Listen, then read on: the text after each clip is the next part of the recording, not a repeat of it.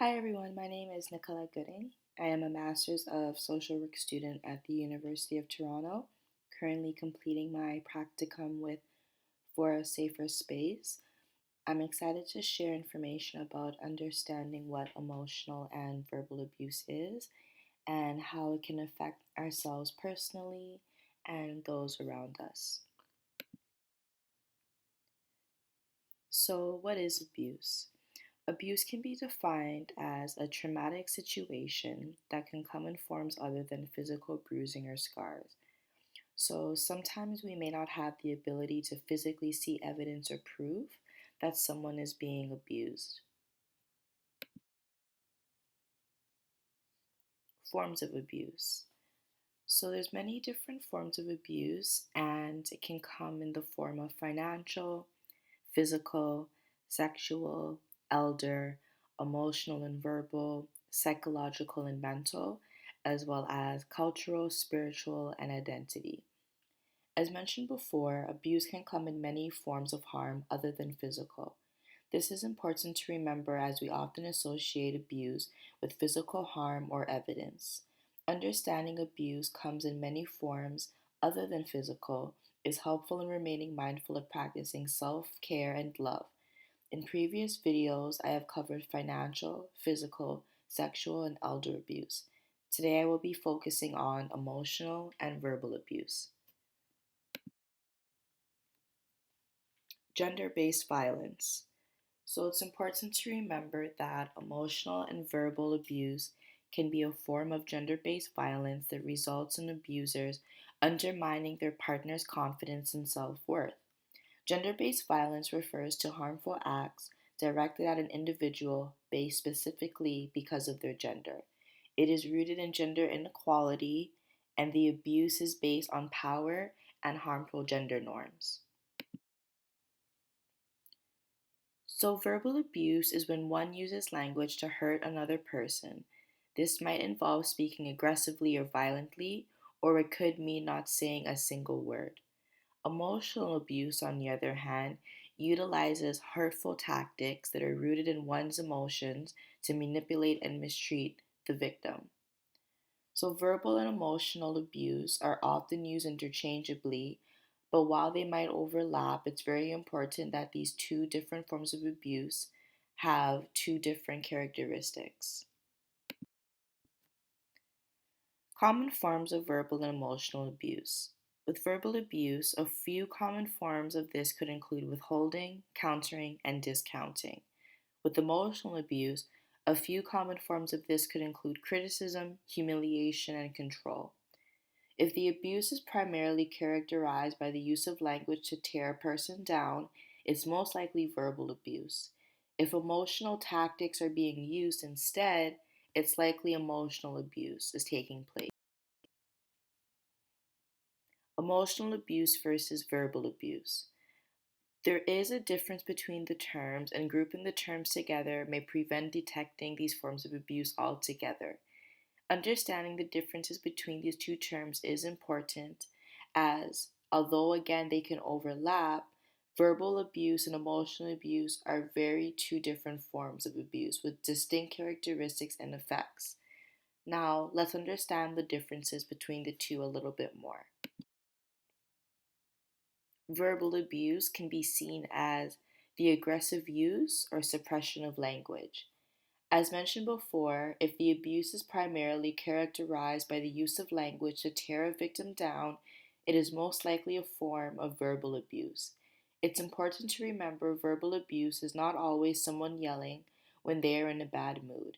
It could also include someone ignoring somebody because they're angry and do not feel like having effective communication. Verbal abuse includes withholding. This includes concealing information, thoughts, and feelings. Those who employ this form of verbal abuse refuse to engage in healthy conversations with their partner or others. Countering. This is the more aggressive form of verbal abuse, as countering is the tendency to start an argument or to be confrontational. It involves habitually and regularly discounting others' thoughts, feelings, and may even involve name-calling others. Discounting. This involves denying a person's right to their feelings. The abuser may tell somebody else that they might be too sensitive, too immature, or that they have no sense of humor. The point of the attack is to reject the victim's feelings and to make them feel like they're in the wrong. Verbal abuse can cause judgment, trivialization, threats, heightened anger, and denial of any previous mentioned actions. Emotional abuse, the ultimate manipulation. So, with emotional abuse, instead of language, uses the power of emotion to achieve power and control. These abusers are not typically aware of their abusive tendencies, only of their feelings that lead to their abuse, such as their insecurities. This form of abuse is typically in combination of hurtful tactics used on the victim, including intimidation and shaming. Emotional abuse, criticism and manipulation. Abusers criticize others constantly and also manipulate them into believing that they deserve the criticism that they are receiving.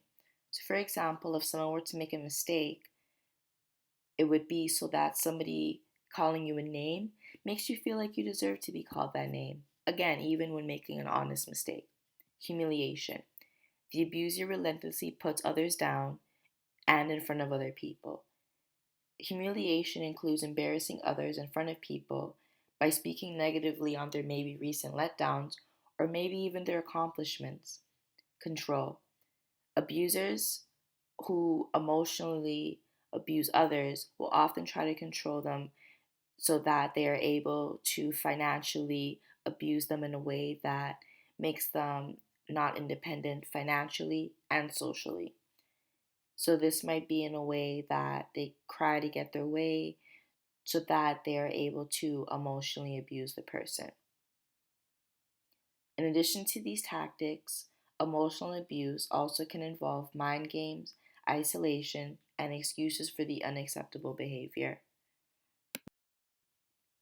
The effects of verbal and emotional abuse. So, the short term effects of emotional and verbal abuse are confusion, fear, hopelessness, and shame, difficulty concentrating, moodiness, muscle tension, nightmares, racing heartbeats, and various aches and pains. Long term effects are anxiety, chronic pain, guilt, insomnia, and social withdrawal or loneliness. Recovery. Important steps are speaking to someone you trust, staying active, staying social, minding your diet, and prioritizing rest. When to seek professional help.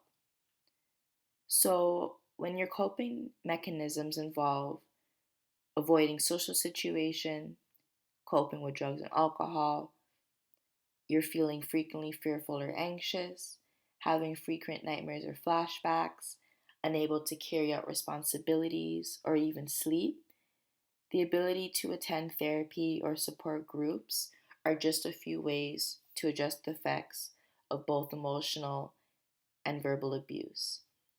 You can ask your primary care physician or other doctor for a referral, ask your friends or family for recommendations, call your local hospital and ask if they have any mental health professionals on staff, or even search the American Psychological Association database in your local city. Thank you for watching this video. I hope it was helpful and take care.